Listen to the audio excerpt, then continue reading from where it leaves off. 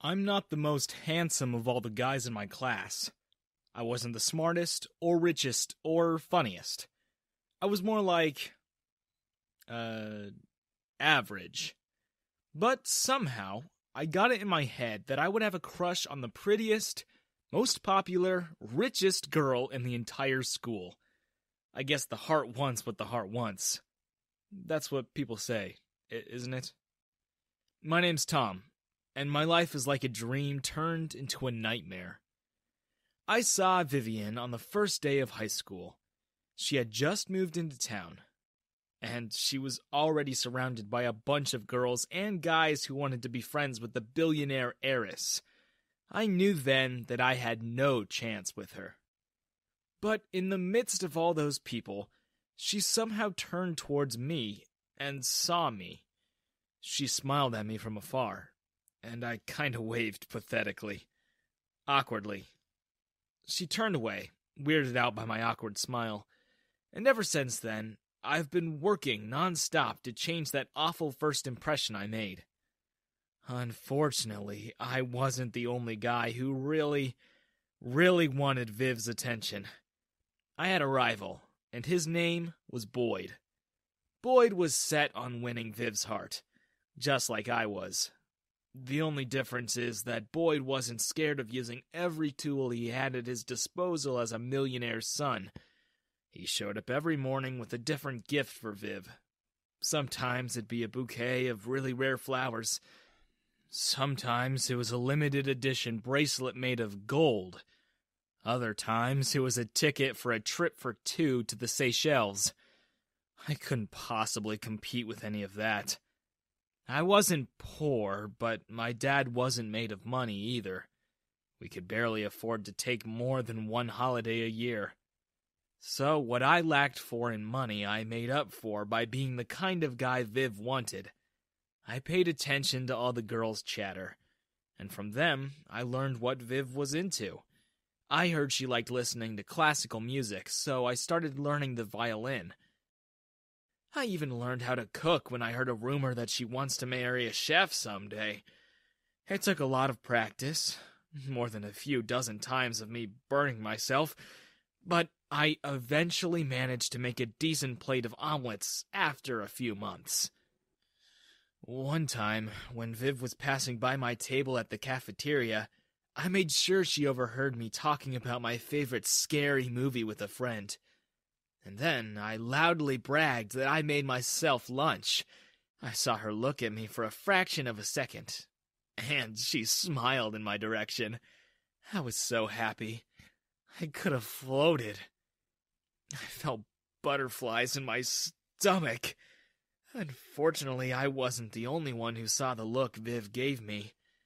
So did Boyd. And that Friday, he began his campaign against me. He began giving me a hard time, embarrassing me only when Viv was in the same room.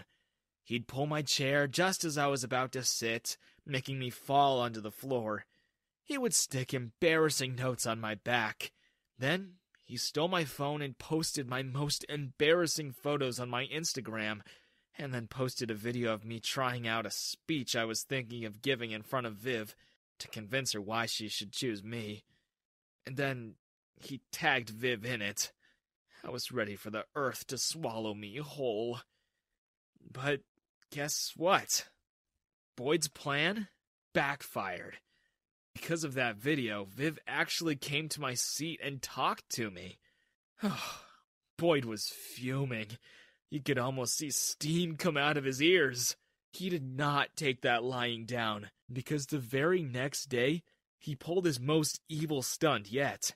I never expected Boyd to stoop so low.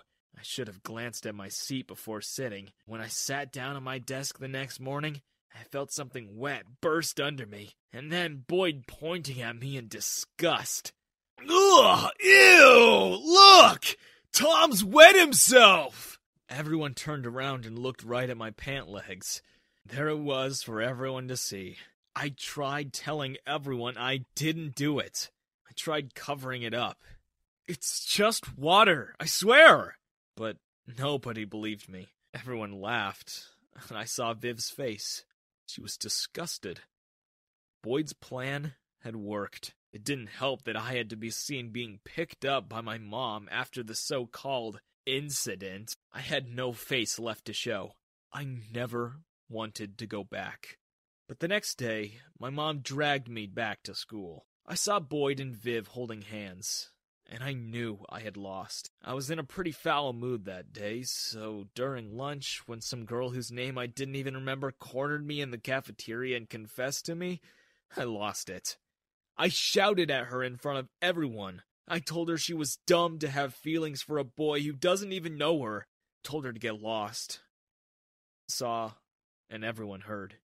That girl ran away and cried, and just as she went, I remembered her name was Kara. I was on my way home when I heard a familiar voice call me from behind. I turned around, but before I could, world went dark. Someone put a bag over my head. Then, 2 sets of hands grabbed me. They dragged me towards the road and pushed me into a seat. I heard car doors slamming. Then, we drove away. I heard a whooshing sound, as if some air was being pumped into the car. As soon as I breathed that air in, I fell asleep. I woke up tied to a chair. There was one lamp overhead, and in front of me were 3 Vivians. Either I had lost my marbles, or there were 3 identical Vivians looking down on me. Hi, I'm Kirby. And I'm Gwen. You know me. The girl you have a huge crush on. We're your new wives. They all held up their hands and I saw shiny rings on them. We married you while you were asleep. While you were tied up. I am very confused. They're my sisters. I never told anyone, but we're triplets. These 2? They just don't like being out in the world. They like staying at home. So, I'm the only one going to school. Sometimes we get adventurous, though. And we like to take Viv's place in school when she wants to take a skip day or 2. Yeah, the day you posted that embarrassing TikTok, I was Vivian. I don't understand. Oh, you don't have to. Don't you worry. You won't remember any of this soon, anyway. Heart dropped. What? See, my sisters have convinced me that you're just about desperate enough to be the perfect boyfriend, and they want you. I could care less. So, for this to work, you're gonna have to first become the perfect boy, and then you'll be the perfect boyfriend for all 3 of us. Tell me what to do. I'll do anything.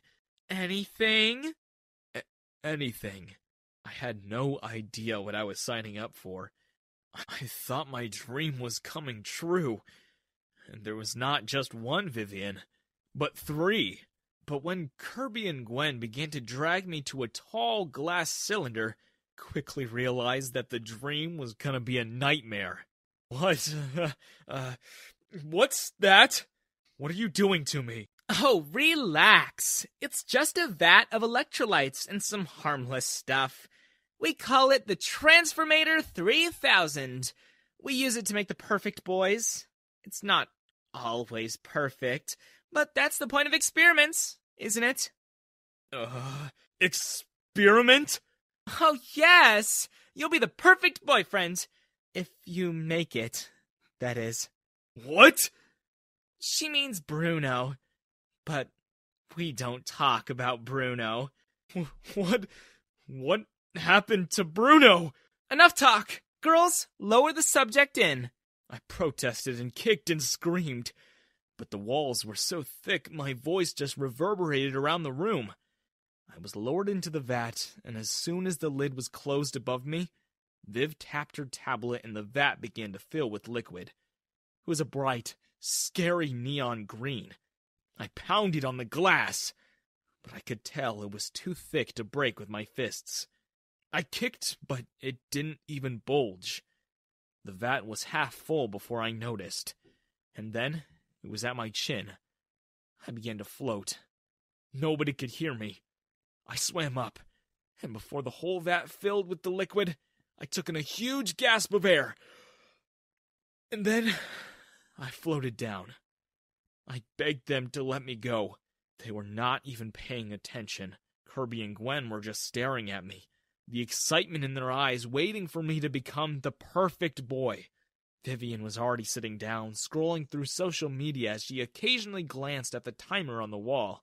It was counting down from 60, and I had 30 seconds left. I heard a loud, muffled noise. I struggled to open my eyes, and when I did, my heart leapt. I recognized that girl. It was Kara! She had broken down the doors to the underground laboratory, and she had 3 dogs with her. She ordered her dogs to pounce, and within seconds, they had the triplets pinned to the ground. Kara picked up a metal chair and hurled it at the vat. It shattered, and I rode the splash and washed up on the floor. Kara lifted me and dragged me out of there. As soon as we were safely out, her dogs followed us. Kara saw me getting captured, and she followed us. She went home and got her pets when the authorities didn't listen to her, missed her. When I got out and proved to them Kara was right, they finally went there and saw the lab, just as I'd described. They also found another boy in there. He was tied up in a cupboard. The whole thing was such a huge scandal that Viv's family suddenly disappeared. Some say they live in Transylvania now. Nobody really knows. As for me, I finally got to know Kara, and I realized I had love all along, right in front of me. I just didn't see it because I was so obsessed with someone else. I was, of course, able to reverse my marriage with the girls, and after a while, I finally got the courage up to ask Kara, "We're getting married. It's only a small celebration, but who cares? Being rich, or popular, or perfect isn't everything. All I need is Kara, and I've got her."